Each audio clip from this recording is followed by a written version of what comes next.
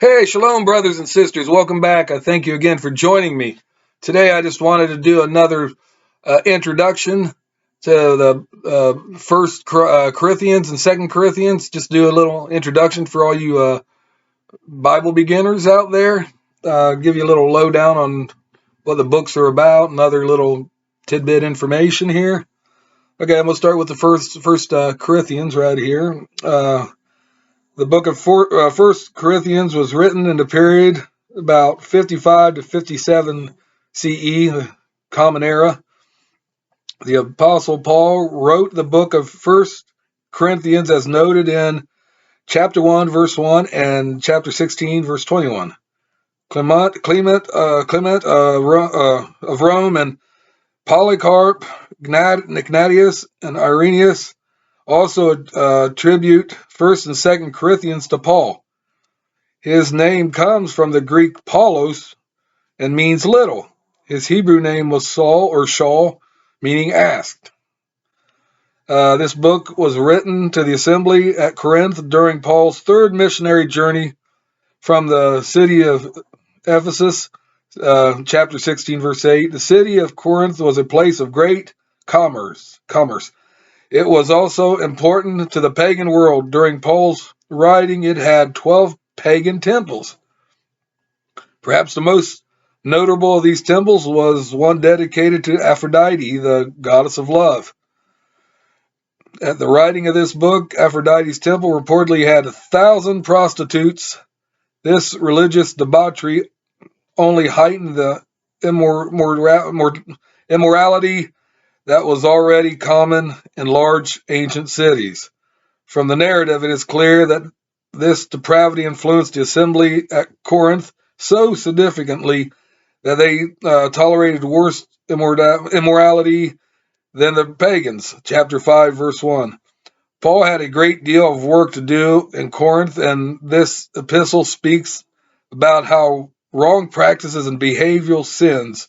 His letter is in response to a letter from the congregation seeking solutions to many disputed matters.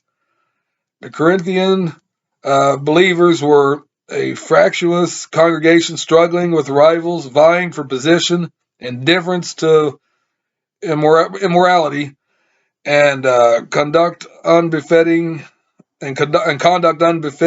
of saints. Paul's own apostleship is even questioned here.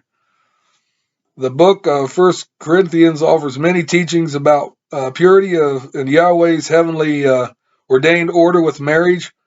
Paul in the 5th chapter rebukes the assembly for allowing a man to have relations with his stepmother. Paul warns that this type of sin permeates as leaven and would ultimately harm the assembly.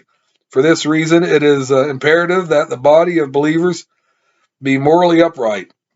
He also addresses marriage in the 7th chapter, defining what is proper in and outside of marriage, the conjugal duties of a husband and wife, and the constraints of separation.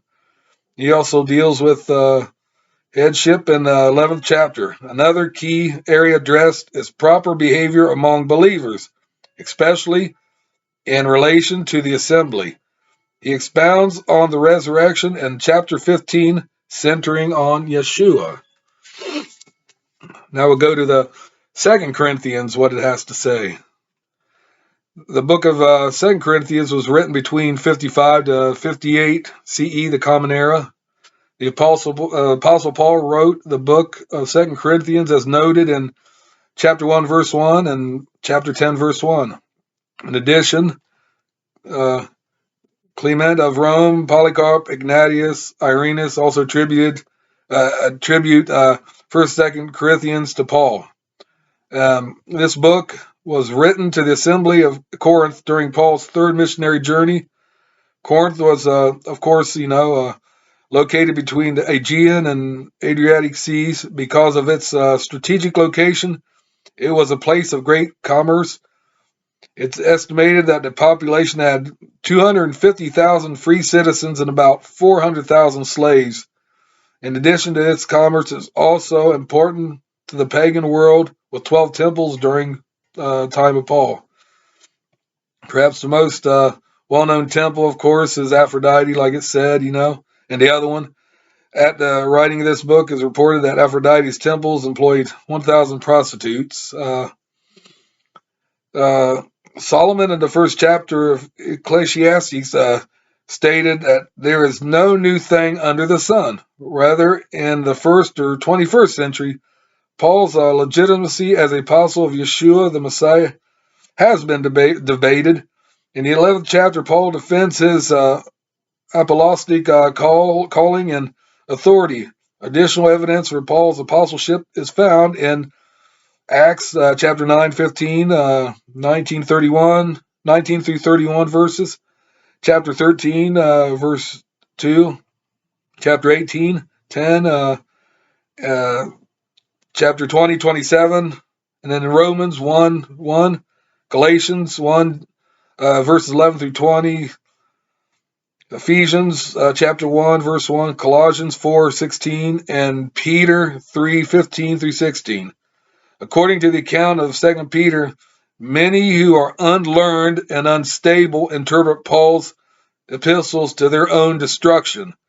This exploitation of Paul's letters can be seen in many of today's teachings, and including that Yeshua nullified the Old Testament laws, Torah, and whatnot.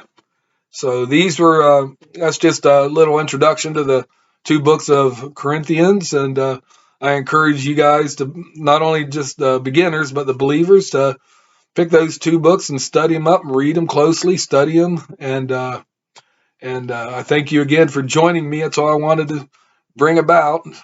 Please give me a big thumbs up and hit that notification bell, and also I appreciate if you would subscribe to my channel. I have more content coming out, and please read my other stuff. And I thank you again for joining me.